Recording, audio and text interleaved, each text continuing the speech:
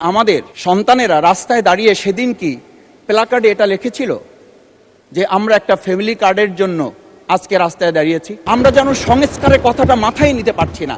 মাননীয় স্পিকার, আপনাকে ধন্যবাদ। একটা গল্প দিয়ে একটু শুরু করতে চাই মাননীয় স্পিকার।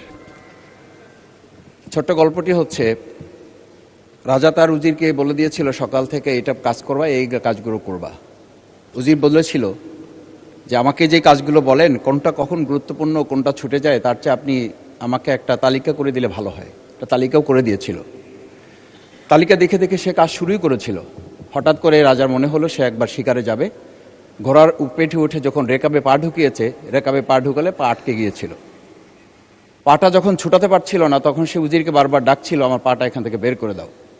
পাটা বের করতে যাচ্ছিল না উজির, কারণ উজির বারবার খুঁজছিল যে তালিকাটা করে দেওয়া হয়েছিল সেই তালিকার মধ্যে পা আটকে গেলে ওটা বের করে দেওয়ার বিধান ওখানে আছে কিনা। শেষ পর্যন্ত রাজার পা আর ওখান থেকে বের করা যায় নাই এবং রাজাকে মুক্ত করা সম্ভব হয় নাই বলে আমরা গল্পে জেনেছি। ঠিক আমার কাছে আজকে সংসদ এরকম একটা গল্পের মতো মনে হয়। আমরা জুলাই সনদে যখন আমাদের 4 বছরের সন্তানরা জীবন দিয়েছে, 200-র বেশি সার্ভিস ও ফিচারে লেনদেনের সব বিকাশ অ্যাপে সম্ভব। আমরা যখন দেখেছি বিগত 17 বছর উন্নয়নের কথা বলে আমাদের নির্বাচনকেই ভুলে দেওয়া হয়েছিল, আবার বিগত 1.5 বছর আমরা লক্ষ্য করলাম যে সে সময় আমরা কেউ কেউ নির্বাচন এবং নির্বাচন বলে বলে আমরা আমাদের মাথা থেকে বিচার এবং সংস্কারটাই ভুলে দিয়েছিলাম।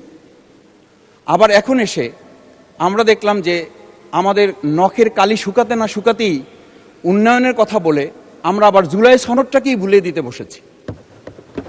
আমি খুবই বিব্রত হই যে আমাদের সন্তানেরা রাস্তায় দাঁড়িয়ে সেদিন কি প্ল্যাকার্ডে এটা লিখেছিল যে আমরা একটা ফ্যামিলি কার্ডের জন্য আজকে রাস্তায় দাঁড়িয়েছি। সেদিন তারা দাঁড়িয়েছিল, মাননীয় স্পিকার, সেদিন তারা দাঁড়িয়েছিল, লেখা ছিল রাস্তাগুলোতে আমাদের সন্তানেরা বুকে গুলিবিদ্ধ হয়ে পা হারিয়ে চোখ হারিয়ে দাঁড়িয়ে রাস্তা ব্যারিকেড দিয়ে লেখা ছিল রাস্তা সংস্কারের কাজ না, রাষ্ট্র সংস্কারের কাজ চলছে। আমরা যেন সংস্কারের কথাটা মাথায় নিতে পারছি না। আমরা সংস্কারের পরিবর্তে এখন আমরা সংশোধনের দিকে যাচ্ছি। আমরা তো এই সংশোধনীর জন্য আমাদের ছেলেরা, আমাদের তরুণ যুবকরা, আমাদের জনতারা কাজ করে নাই। আমি একটা কথা পরিষ্কার বলি, অ্যামেন্ডমেন্টের জন্য তো শেখ হাসিনাও সেদিন অফার করেছিল 24 ঘন্টা দরজা খোলা আছে, তোমরা সংশোধনের জন্য আসো। সেদিন এই ছাত্র জনতা সংশোধন মেনে নেয়নি, তারা সংস্কারের জন্য কথা বলতে চেয়েছিল। আজকে আমরা সংস্কারটা মাথায় নিতে পারছি না কেন?